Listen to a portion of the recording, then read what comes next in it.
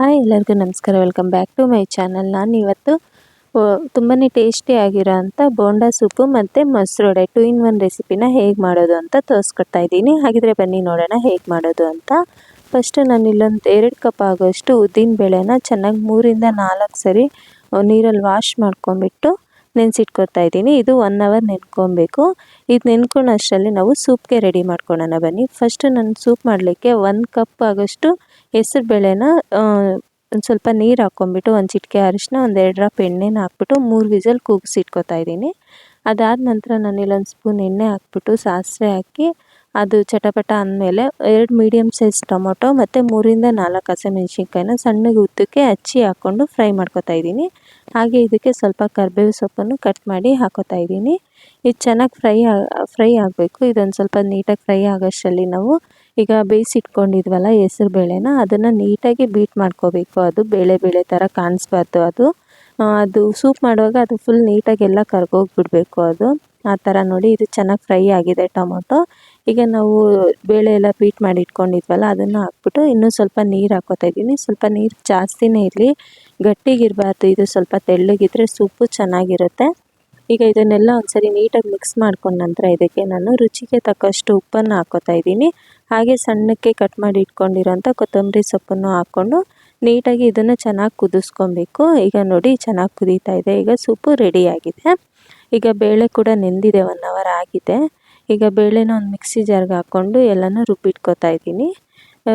ಇದನ್ನೆಲ್ಲ ಹೀಗೆ ರುಬ್ಬಿಟ್ಕೊಂಡ ನಂತರ ಇದಕ್ಕೆ ನಾನು ಸಣ್ಣದಾಗಿ ಹಚ್ಕೊಂಡಿರೋಂಥ ಹಸಿ ಶುಂಠಿ ಮತ್ತು 1 ಟೇಬಲ್ ಸ್ಪೂನಷ್ಟು ಕಾಳು ಮೆಣಸು, 3ರಿಂದ 4 ಹಸಿಮೆಣ್ಸಿನ್ಕಾಯಿನ ಚೆನ್ನಾಗಿ ಚಿಕ್ಕದಾಗಿ ಕಟ್ ಮಾಡ್ಕೊಂಡಿದ್ದೀನಿ. ಹಾಗೆ ಕೊತ್ತಂಬರಿ ಸೊಪ್ಪನ್ನು ಸಹ ವಾಶ್ ಮಾಡಿ ಚಿಕ್ಕದಾಗಿ ಕಟ್ ಮಾಡ್ಕೊಂಡಿದ್ದೀನಿ. ಇದಕ್ಕೆ ರುಚಿಗೆ ತಕ್ಕಷ್ಟು ಉಪ್ಪನ್ನು ಹಾಕ್ಕೊಂಡ್ಬಿಟ್ಟು ಇದನ್ನು ಚೆನ್ನಾಗಿ ಬೀಟ್ ಮಾಡ್ಕೊಬೇಕು. ನಾವು 2-3 ಮಿನಿಟ್ಸ್ ಹಾಗೆ ನೀಟಾಗಿ ಮಿಕ್ಸ್ ಮಾಡ್ಕೊಂಡು ಇದನ್ನು ಇಟ್ಕೊಬೇಕು. ಹಾಗೆ ನಾನು ಈಗ ಎಣ್ಣೆನ ಕಾಯ್ಲಿಕ್ಕೆ ಇಟ್ಕೊಂಡಿದ್ದೀನಿ. ಎಣ್ಣೆ ಸಹ ಕಾದಿದೆ. ಈಗ ಒಂದೊಂದಾಗಿಯೇ ನಾನು ಚಿಕ್ಕ ಬಾಲ್ಸ್ ಥರ ಇದನ್ನು ಹಾಕ್ಕೊಂಡು ಫ್ರೈ ಮಾಡ್ಕೊತಾ ಇದ್ದೀನಿ.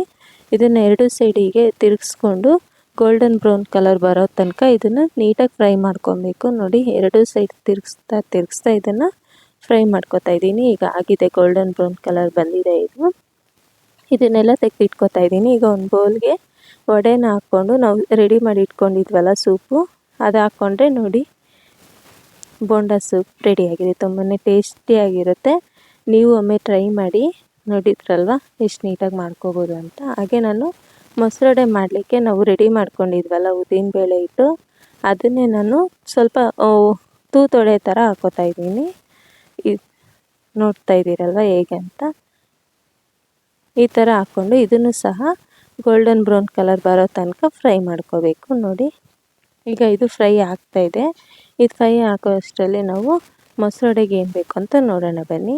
ಒಂದು ಬೌಲ್ಗೆ ನಾನು ಒಂದು ಸ್ವಲ್ಪ ನೀರನ್ನ ಹಾಕ್ಕೊಂಬಿಟ್ಟು ಅದಕ್ಕೆ 1-2 ಟೇಬಲ್ ಸ್ಪೂನಷ್ಟು ಮೊಸರನ್ನ ಹಾಕ್ಕೊಂಡಿದ್ದೀನಿ.